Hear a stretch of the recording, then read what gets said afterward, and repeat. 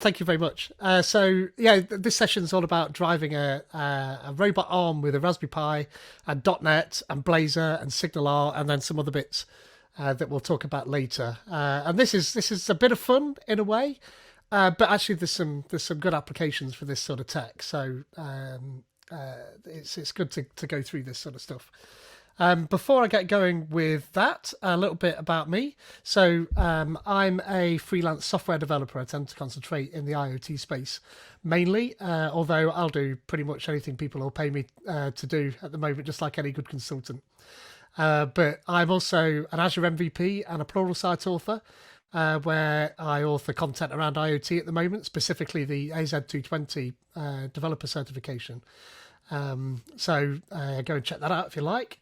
I also co-organise .NET Knots and I organise Knots IoT, two now virtual meetup groups. And I talk about stuff like this on a regular basis. I've got two little girls at home, so being a STEM ambassador is quite important to me, so that I can democratise the information and the resources out there for people. So that's what drives me on. So going forwards, we'll start a little bit of groundwork just around what .NET is and then how you get .NET 5 installed on a Pi. And then we'll do a couple of Hello World projects. There's always Hello World in IoT, so we'll start there. And then we'll talk a little bit about GPIO and the circuit, and how we control GPIO. And then we'll talk about device bindings and how we can drive servos with that. And then we'll move up to controlling things with a Blazor and SignalR application. And then actually there's more than one final demo. And then we'll do some Q&A at the end.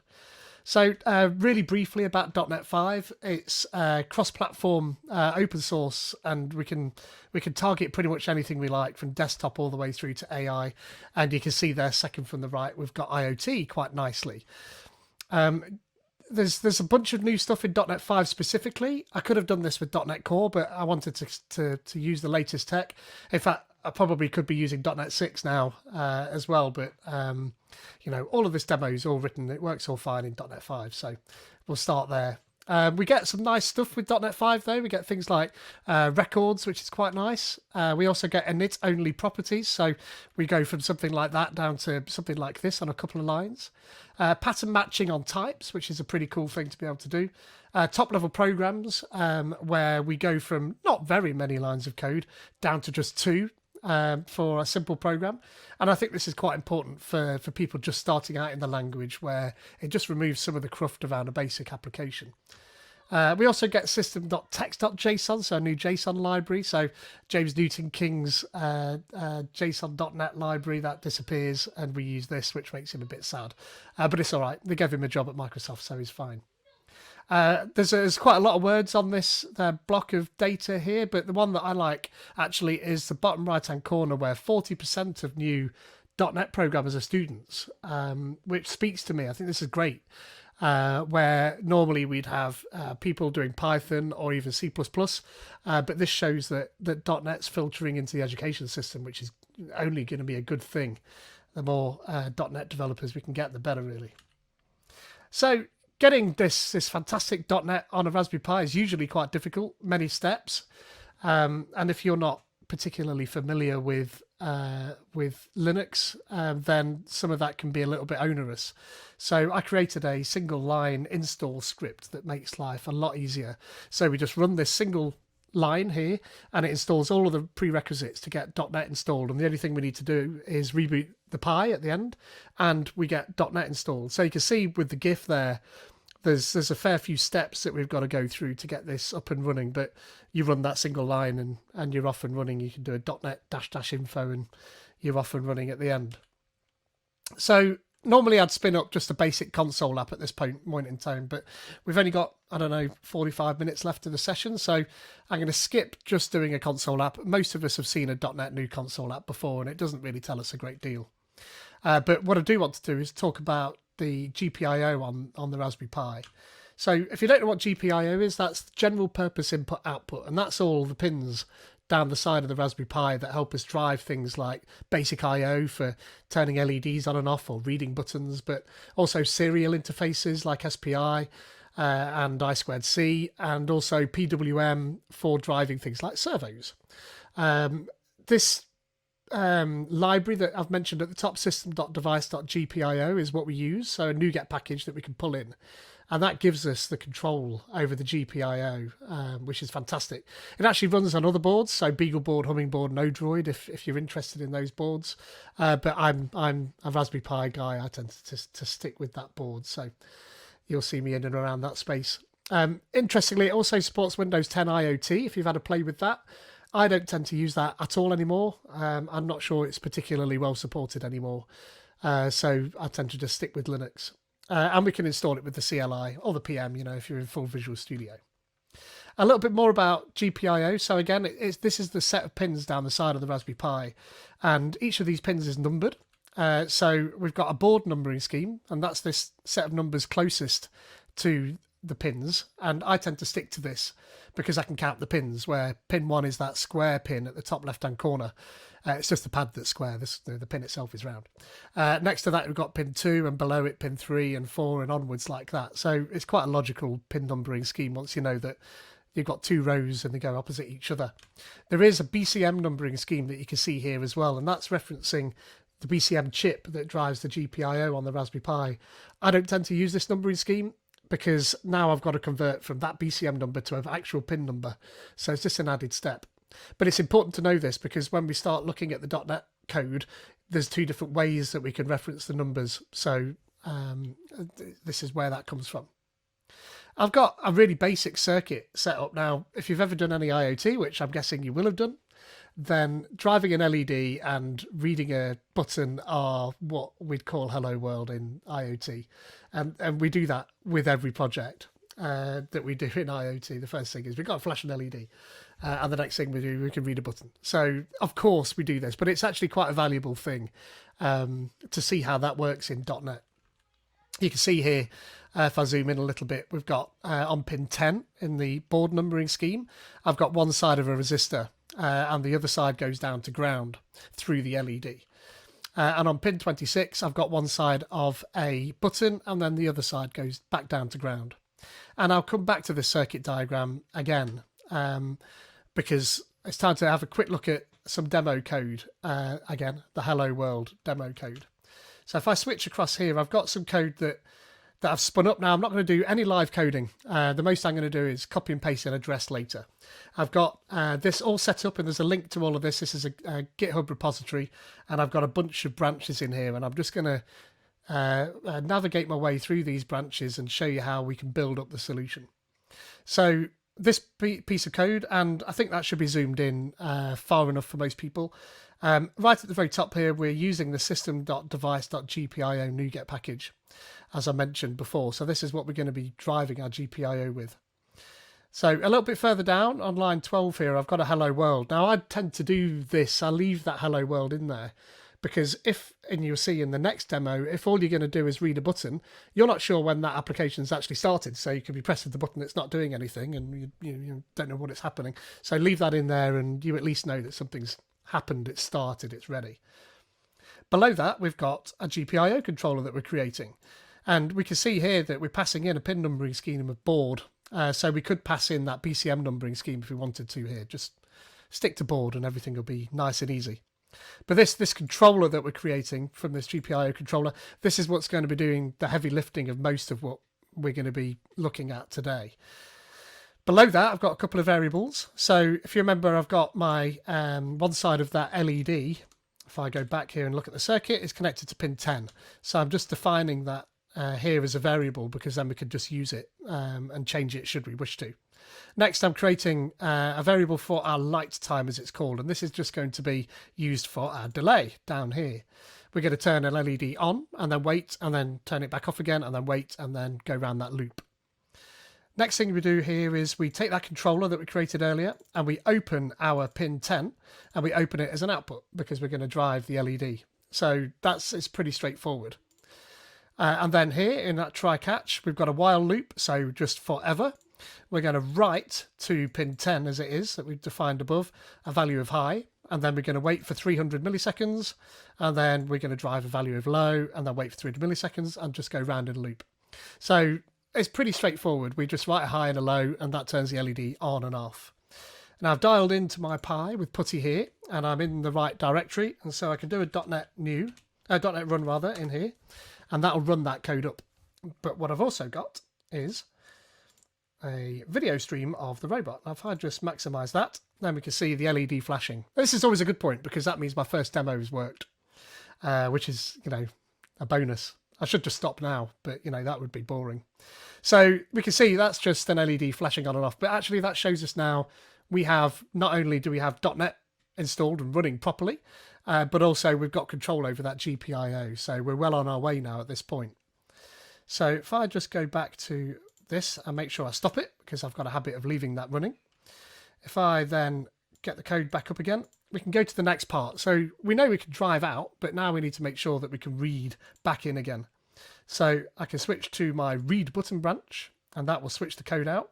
Sometimes that does this automatically for me, and sometimes it doesn't. Today it has. Everything in this code is identical at the top here, so I'm still using the GPIO package. I'm still creating a controller, but I've got an extra button pin variable on 26. And if you remember from the circuit diagram there, we've got pin 26 connected to one side of that button. Now, if you look, what I don't have is anything on that button that's keeping that at a particular level. Now, if you know anything about electronics and how the Pi works, these outputs are open collector outputs. So they float normally. If you don't do anything with them, they'll just sit there doing nothing.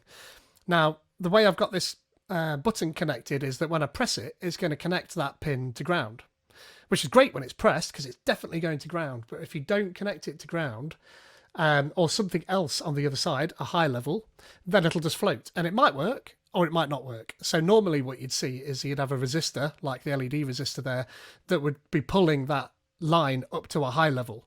But we can actually do that internally in the Pi.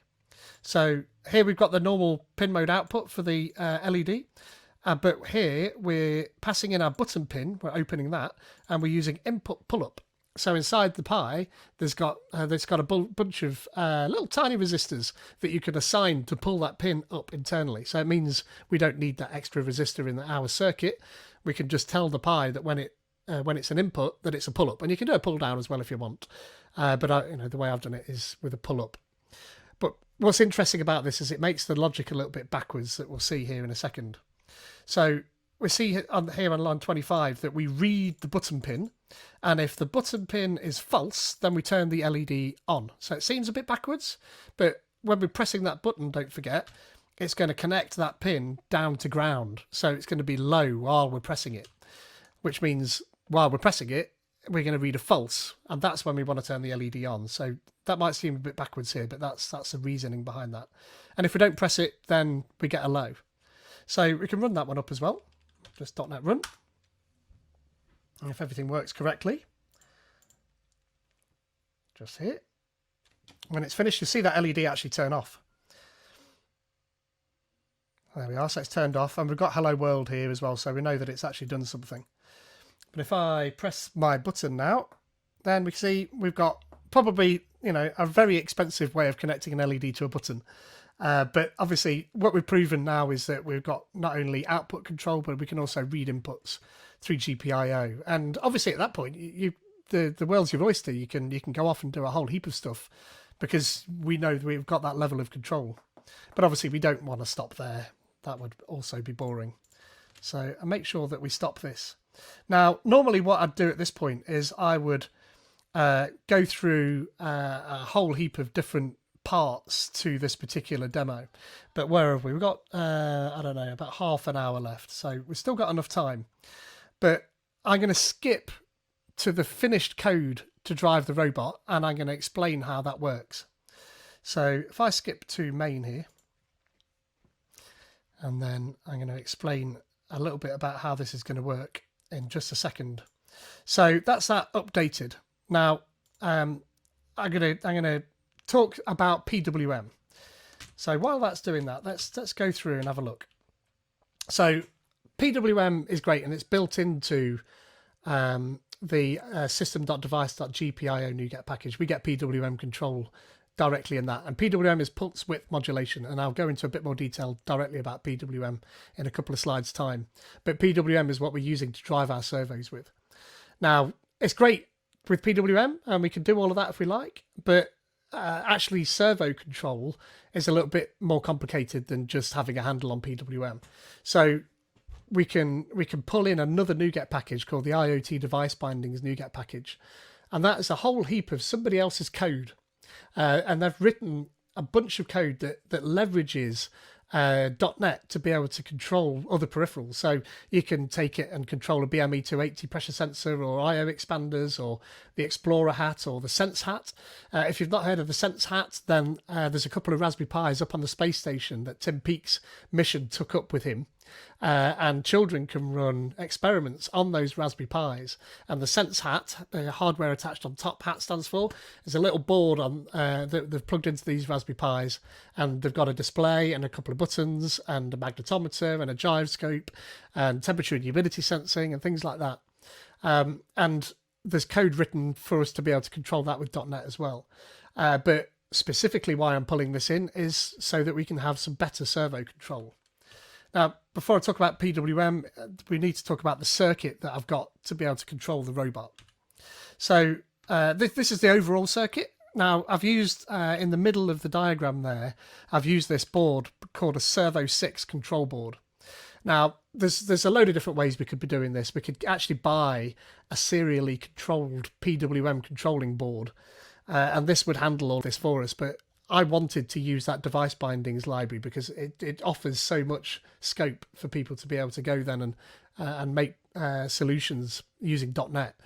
I didn't want to shortcut it with a board. So I'm driving the servos, as they are, little motors, directly from the Raspberry Pi. But you can't power them directly from the Raspberry Pi. That's a bit of a problem. The Raspberry Pi's GPIO pins can only tolerate about 30 milliamps of current draw, and a servo could take easily 300 on startup, or if it gets a lot of load attached to it. So this Servo 6 board, as you can see from the full diagram, it has a battery pack attached to it, which I always hope doesn't run out of batteries partway through one of my demos. I'm sure it'll be fine. But what you can do then is you can just pass the control signals from the Raspberry Pi into the board, and then they get passed through as well as the power. So it keeps all the power separate, which is fantastic. It's definitely the way you need to do it. So I've got here, if I zoom in a little bit more, on pin 25, that's ground. Now, I'm not a big fan of the numbering layout of the labels on there, so that confused me a little bit because I missed where ground was. That first pin is ground. Onwards from that are the channels for the PWM that we're going to be using. So here on pin 35, I've got that connected to PWM channel 1. And then on pin 13, I've got that connected to PWM channel number 2. Now, there are only two what's called hardware PWM channels on the Raspberry Pi. Hardware PWM channels, you just tell it what to do, and the underlying system will handle how to do that, the Raspberry Pi itself. I've actually connected a third pin here, which we can control with software, and I'll come back to that in a second. But there's a differentiation there. It's just an important one. Down at the bottom, there's not much to worry about, but most servos will have a yellow or an orange wire that's the control wire, and then you'll either have red and black or red and brown, depending on what you've got for the power and for the ground. So it's very difficult to see, but there's a little C on this board that you can see, and that's where you connect the yellow or orange wire to control your servos. So control power and ground. So PWM. So we send out a bunch of pulses to the servo. This is where the pulse width modulation comes in, and the width of those pulses determines where the servo goes. So if we send like short pulses like this, then we get the servo going in one direction. If we send middle-sized pulses, then we get the servo going towards the middle, and then if we send longer pulses, then we get the servo going to the other side. Now, this is a simplistic view of how this works, but that is the basic idea. That's so pulse width modulation. There's also a few other things that come into it, but that's kind of the main thing. Now, I'd normally do a full servo demo at this point, but again, we're going to run out of time if I do all of the demos. But what I can do is I can flick over to the code and show you how that part's working. So if I go back to the code here, I'm pulling in system.device.pwm, so instead of GPIO, PWM, so that gives us control over PWM and the drivers. But I've also got this IoT.device.servo motor that I'm pulling in, and that's coming from the device bindings. And then we'll come back to SignalR in a little minute. So down here, I'm creating two PWM channels. That the code is almost identical, but we have PWM channel.create, and we pass in 3 variables into that. One of them is the chip number. There's only one chip on the Raspberry Pi, so that stays at a 0. Starts at 0. And then we have the channel number, and there's only 2 hardware channels, so 0 and 1. And then we also have a frequency there that I've just left as it is. That just works. So that part there, that's coming from our system.device NuGet package. And then here we have servo motor, and this is coming from the device bindings. And we pass in a PWM channel into that, and then we tell it the maximum rotation of a servo. So there's 2 different types, 180 degrees or 360 degree servos. And that's entirely up to you which one you choose. But for this robot arm, I'm using 180 degree ones. Then the next 2 parts here are a minimum and a maximum pulse width. And depending on which servos you buy, you might need to fiddle with all 3 of these numbers here, this 50, the 700 and the 2400, depending on the calibration of the servos. I'm just using some dead cheap, I think SG90s. You could probably buy a pack of 10 for about £2. They are really cheap and just do the job for this. So I'm doing that twice. So I've got the 2 hardware PWM channels, but I'm also creating a software PWM channel. So it's almost exactly the same, but this is coming again from the device bindings library. So somebody has written some code here to do that pulse width modulation in code. Now, normally, if you would do that, it wouldn't work very well because this part is now going to sit on top of the operating system, and operating systems are generally not very good, certainly not high-level ones like Linux, at timing, not this sort of acute timing. But if you pass in a true at the end of that, then it puts it in a high precision mode, dedicates more system resources, but it makes it work really well.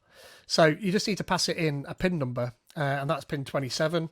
And if you remember from our circuit diagram there, if it'll let me do it, then all the way back here, go too far back now, then actually, I think I've labelled that incorrectly. That should be pin 27. But either way, that's what we're doing there, is passing in that pin number. And then after that, it's exactly the same process. So we've got PWM channel 3, which is what we're creating here, and then the maximum angle, and then these 2 numbers, which I just fettled with a little bit to get it to work a bit better. And then next we just start the servo motors up. And then there's some stuff that we'll talk about after we talked about Blazor and SignalR.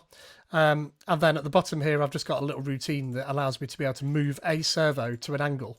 So we have a servo.right angle, and that's as much code as we need to drive servos. This would be more difficult if we did it ourselves. So device bindings are great for this sort of stuff. So if we move on a little bit past all that, we need to talk a little bit about Blazor and SignalR.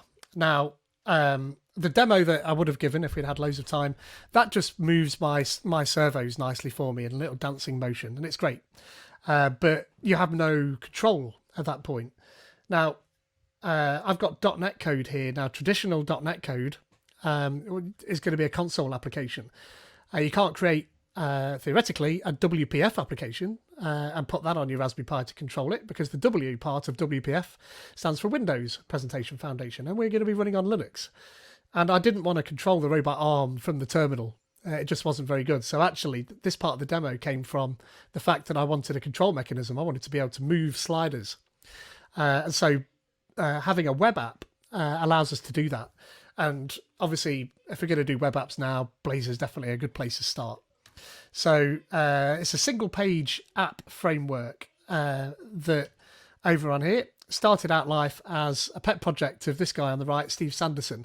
And he demoed it at a Microsoft conference, and some Microsoft people saw that demo and jumped on him and said, we need to bring this in and use this as what we're going to be using from now on. And it is fantastic. And what it allows you to do is write your front end code in C# rather than in JavaScript. And I know there's things like Silverlight, which is fantastic, but this is plugin-less, and there's a couple of different ways of doing it, but one of them is with WebAssembly. So it just runs natively in most modern browsers.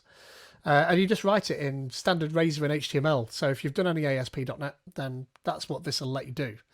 And it's great. So it's definitely a good place to start, and I like it. It feels a little bit like Knockout if you've ever done any of that. But unless you add a communications medium in here, you're stuck with the browser. So SignalR is a great place to be able to add a communication mechanism that's real time. And that's kind of the point. So I could do this with something like IoT Hub maybe, but I wanted the real-time nature here to make that work, and SignalR gives us that. So SignalR is an open source package created by these two fab people, Dave Fowler and Damien Edwards, and it enables bidirectional real-time communications. And what's good about it is that they've written it in such a way that it supports WebSockets out the box, but if you can't get WebSockets to work because ports are blocked or the technology is not working over your network, then it'll drop down to server-side events and even long polling. And it really is awesome. And if you've ever done any SignalR yourself, then the Hello World for SignalR is a chat app, and you will see that appearing in my code. So this is the demo for driving the robot arm with that. So we're already at the right part here, but if I go back up to the top, we're pulling in SignalR here, a client SignalR. We've got HTTP as well because it's predicated on that. And on line 15, we're creating this hub connection, the SignalR hub, and then we use that down here. So we create a new connection to the SignalR hub here using this hub connection builder, and we pass in an IP address, and this happens to be the IP address of my PC, and we pass in this chat hub as the address, and I'll explain where that comes to in a minute. I also needed to do a little bit of extra work down here. When I was trying to get this demo to work, and it's quite a while back now, granted, but it wouldn't let me connect. There were certificate errors, and I tried a bunch of stuff. People said it was a .NET 5, clear your certificates problem, so I tried that, and that didn't work. So I've got this nasty piece of code that just accepts any certificate. This is great for demos. Don't do this in production. It does say it's dangerous, and that's for a good reason. Never just trust every single certificate you see. So that's what that's doing. And then I've got this with automatic reconnect, because it's possible that you could lose connection to the hub, and I just want to make sure that gets reconnected. And then we build that hub connection, and we're off and running almost at that part. Now, the way SignalR is working is that you send out a message to a hub, and then the hub then can control where that message goes. And as I mentioned earlier, one of the first things you'll do if you do a SignalR application is a chat app. And I've usurped that chat app code. So I've got a user and a message that gets sent out as this SignalR information. And I've taken the user to be the servo that I want to control. And I've got 3 servos. So I have a servo 1, a servo 2, and a servo 3. And the message I've taken to be the angle. And I just convert that to an int. And then I've got this move to angle routine that I showed you earlier, and that just passes in a servo, and we write that angle out to the servo. Down here, I start that SignalR connection, and just here, I do nothing. I just wait, and the code just sorts itself out. And when the code finishes, we just stop the servos. So that's the Raspberry Pi side of that code. And I'm actually going to start that code up now and switch across to the web code and show how that part works. So if I do a .NET New now, then all we'll get there is just hello world. .NET, don't want .NET New. What am I doing that for? .NET Run. I'm glad it didn't actually do that. That would have been bad. Let that finish and run up. And I'll know when it's ready. Don't need to worry about that unreachable code. And hello world has appeared. So that's happy. So if I pull this down, then we have our code for the Blazor app. So if I actually show you that first, then it's going to make a little bit more sense. So where is it? This one here, in fact. Where are you? Here. This is what we want. So if I pull these things to side by side, then here is my Blazor app. So I've got 3 sliders on here, and they're going to control the positioning of this robot arm on the left-hand side. So the UI is pretty simple, but if I explain to you how that's actually working. So we've got 3 different parts to this particular project. I've spun up a Blazor server app essentially, but it's a client app with a server attached to it. So you create a WASM, so it's .NET New Blazor WASM would be what you do at the command line. But if you tack on a -- hosted, then you get a server element to that. We need the server because that's where the SignalR hub is going to live, and then we need the client app because that's what we're going to interact with. So over here in our client, which is the part that we interact with, then we've got a pages folder, and in there we've got the index.razor page, and that's just the first page we go to. Now we pull in the SignalR client, and this is going to work just the same as the robot arm actually. Both of these things are going to connect to a central hub, and then all of the communications are going to happen out of that. Then next I've got our sliders, and it's worth calling out that I'm using a free and open source UI library called Map Blazor. And it's fantastic. It's well worth checking out. I'm using it because it gives me sliders. But there's a whole host of different UI elements that you can pull in. So yeah, go and check that out for sure. And I've got 3 of them. And I've bound the value of this slider to a property called Servo1. And I've done that for Servo2 and Servo3. And that's the markup code. That's as much as we need for the markup code. And down here is where we do the C# code in this code element. So just like on the Raspberry Pi, I've got a hub connection.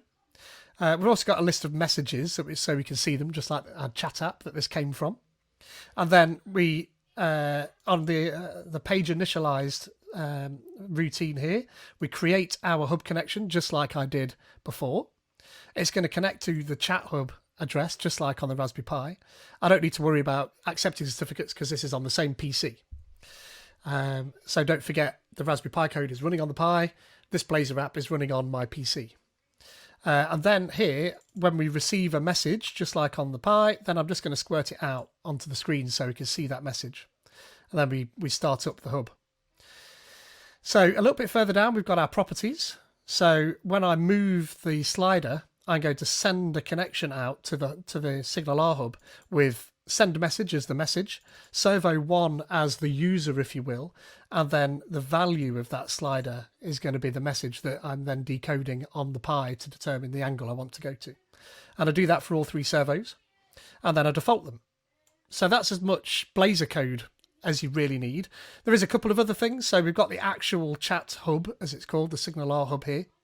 And there's not much to that. So when you invoke that send message routine, which is just here, send message, then we send a received message command out, passing in the user and the message to all of the other clients. So everything that's connected to it will get that particular message. There's also a little bit of bootstrapping that you need to do in the startup.cs for the server part. So this is living in the server. This is going to be hosted there somewhere. So I'm hosting it on my PC. You need to configure the SignalR service here. And then you need to map that endpoint there, that chat hub endpoint, so it knows where it's going. So they're the 2 main things that you need to do. Now, as you see, I've already run that up. So that's all running. And I've got my SignalR connection started up on the Raspberry Pi. And assuming my batteries aren't flat, I should be able to move my robot arm with these sliders. So they're sending, so you can see the messages down there at the bottom. It's not top elemented, but that's where it is. And so I can move it left and right and up and down. Now, it's a very rickety robot arm, and it's quite easy for it to fall over. But, that's kind of the fun of this talk. It's how it works. And this Servo 3, that is the pincers that you can see there, the grab, if you will. So that's now sending SignalR messages from my PC through the SignalR hub that the Raspberry Pi is connected to, and it's happy. It's running. I'm able to move my .NET Raspberry Pi robot arm with SignalR directly from the browser there. That's pretty cool all on its own, but I didn't want to stop there. that's great. I like it, but there's more. There's more we can do. So if I close that one, and if I just stop my code a second, what I've done is I've deployed that Blazor application to Azure. So that web app is living there in Azure. And if I open up this tab and maximize that, then this all looks very similar. But if I switch out the address that I've got over here for my hub connection on the Pi, so this is where I'm connecting, and this at the moment is connecting to my local PC on that port. If I then switch that out to point to this address and run that one up, .NET run. See how I didn't do .NET new. I've had a brain fade with that today. Let that finish. Yeah, hello world, there it is. Then switch back to this. Now if I move my robot arm, then my robot arm is moving. I can go back up. Now what's cool is, can you see this address? By all means, go to that address. So that's BCS Robot Dev UKS app .azurewebsites.net. By all means, go to that address and you too can drive that robot arm. Now what's dead cool is that the first time I demoed this, Shahid, one of the MVPs, he'd recently moved to New Zealand and he watched the talk and he dialed in, and from New Zealand he was able to move this robot arm. So I mentioned earlier that although this is kind of a silly demo, it's not really. This whole concept, you could think, all right, well, this could be a robot arm that a neurosurgeon is using from the other side of the world. And this is real technology. This is happening. So you're able to then control this thing directly from anywhere else in the world. I'm amazed that nobody else has done this yet. Usually people are leaping on there and doing it. But this is running now. So anybody that hits that address up, they can go and control this robot arm. What normally happens is it starts flinging itself around all over the place when people do that, because it's very rickety. It can fall over and everything. So do, by all means, you can go and hit that address up. But now the fact that this is sitting up in Azure means that, again, it can be accessed. This SignalR hub specifically can be accessed by anybody. So you can take this thing a little bit further. And you've been paying any attention to my background here, you'll see I have an Oculus Quest. And what I've done is that I've created a, there we are, you can see me a little bit better. I've created a VR app in Unity, which is C#, which means we have access to SignalR. So I can then show you this. So if I squiz forward onto this screen over here, then, then this is the casting screen. So bear with me, I will start casting and you should be able to see how that's working. So let's just bring this over here as well so it's not going to complain. Take my headphones off.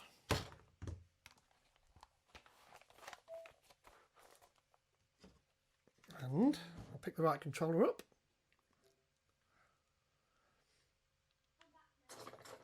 Good, that's working. So if I start casting, hopefully this works. I've had some problems with casting recently.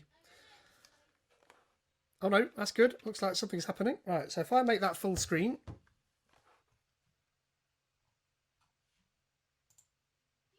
There we go. And I should be able to switch that to that, so it makes it a little bit better. So this is my silly Unity robot arm demo. Now, you won't be able to see this, but if I move this slider, you can see that inside the robot arm is moving. And if I change that, then that's changing in there. And if I change this, then that's changing there too. Now, that's actually moving my real robot arm as well. So if I flick over to this page,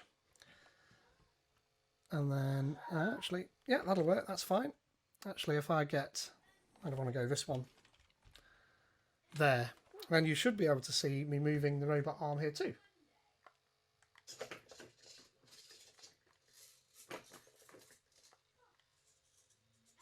There we go. So you're able to, with a VR headset, control a robot arm in the real world. And likewise, if people then hopped on that address and controlled it, it would then control the robot in the VR environment as well. So it's quite difficult for me to show that actually, but normally I'd just ask somebody else to hit that address and they'd be able to do that. But that's exactly what that would do. So yeah, I quite like that demo and I had a lot of fun making that app. But I did want to briefly mention one more thing, and I'm just going to stop my code again here for a second. And if I flick back to my slides, then I wanted to talk quickly about Uno platform. I think I've got enough time. Yeah, I've got 10 minutes, so it's fine. So I mentioned earlier that we can't put WPF on a Raspberry Pi, but what we can do is that we could put UWP on a Raspberry Pi by using the Uno platform. So Uno platform was created by Jérôme Lebon there on the right-hand side. And this is a UWP bridge to allow us to be able to create XAML and run that as a user interface on a Raspberry Pi. And it's all open source and cross-platform. They do all their development in public. And it supports WinUI 3. And it accomplishes WPF and XAML really, not WPF, UWP on the Pi by using Skia and GTK. So I just wanted to quickly show that. So if I go across to, yes, this page, then I've got some, I'm not going to go through the code here, but actually the code is very similar to what we saw on the Pi for the .NET version of this code, the standard .NET version. So some PWM channels and some servo motors, and I create them here, pass in the same variables, all very similar. Only I've got a UI level on top of this. So when I move a slider, then just like in the Blazor app, it then moves the servo directly. Now this is on my PC and I can deploy that to my Pi with F5.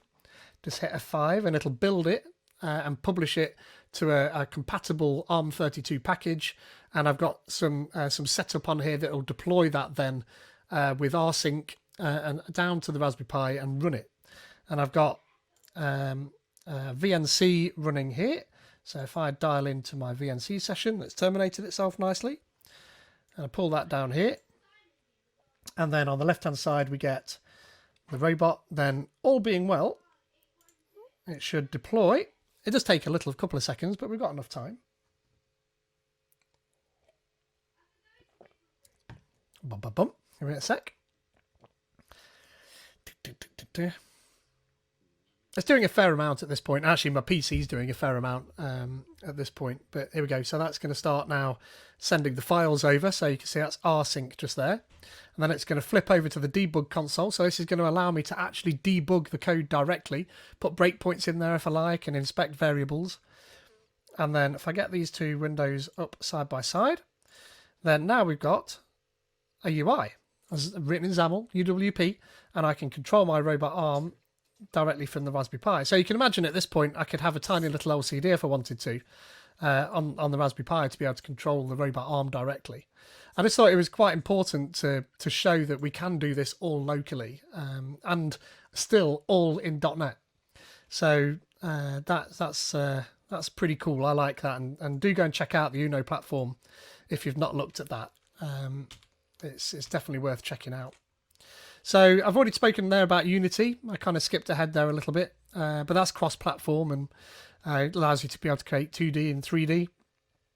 And yeah, .NET Standard 2 or .NET 4. So there was a bit of fiddling I had to do to get NuGet to go in there. I know, having spoken to Cliff Aegis, who's presenting earlier, that if you use Visual Studio rather than VS Code, then the package management is easier with Unity. Otherwise, you're into kind of doing it manually, because if you pull a package down, then you get a bunch of directories, and inside of those directories, you get the .NET 4.5 and you get the .NET Standard and the .NET Core. And you've got to go and copy those individual bits out, the .NET Standard 2 individual bits into the right directory, and it gets a bit messy. So it took me a little while to get it to work, but once I did, the code was actually relatively straightforward. And that gave us VR robots, which is quite cool. But this wasn't plain sailing the whole time through, and I wanted to show people that, you know, things do go kind of wrong. So I've got a blooper reel. My cat, for some reason, loves the sound of these servos, and every time I go and do that demo, she jumps up and grabs them. Likewise, you've got to be really careful. If you don't fasten this thing down, then it'll just fall over, which is what this particular demo is going to show you here. So you can see I've not got any screws in the base there. You can just see. So if you overextend the arm, then the whole thing will fall over. But you do some learning when you're making demos like these. Some links. Don't worry too much about copying all of this down because there's a link to these slides that I'll publish later on today, and I'll send out a tweet when I've done that. But yeah, there's a link to a workshop, and you can run through this whole workshop yourself. It's got the kit of parts you need and everything. And in fact, the robot arm I'm using is a bit complicated. So Cliff Aegis and his son have made a 3D set of 3D files for a far simpler robot arm that you just screw together and using the servo screws that come in the packet. So definitely check that out. But I know people like John Lunn, Johnny Chips. He's been and he's run through this workshop, and in fact we've run it for all the Microsoft garages across the world as well. So that was pretty cool. And then I've got my blog post on how to get .NET 5 on the Pi, and then a bit of information about the NuGet packages we've used, and then the 3D printed robot arm stuff from the presentation, and then the one that I mentioned about Cliff's there at the bottom as well. Some more information about Blazor, Matt Blazor, awesome Blazor. If you're interested in IoT, then I run Knots IoT, and next month we've got Andrei Podnov coming along to talk about Azure Digital Twins. And we've also got at .NET Knots, we've got Liam Wesley talking about cloud stuff.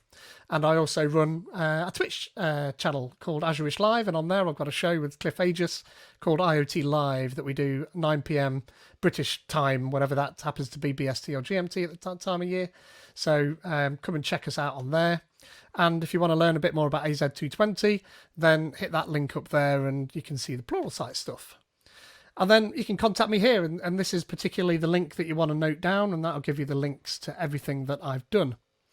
And that'll be up not long after this talk's finished. And with that, that's me. I'm going to leave that link on the screen, actually. I've got another contact me slide, but you might want to grab that link, so I'll just leave that there. So, yeah, thank you very much for tuning in, and I hope you found that interesting.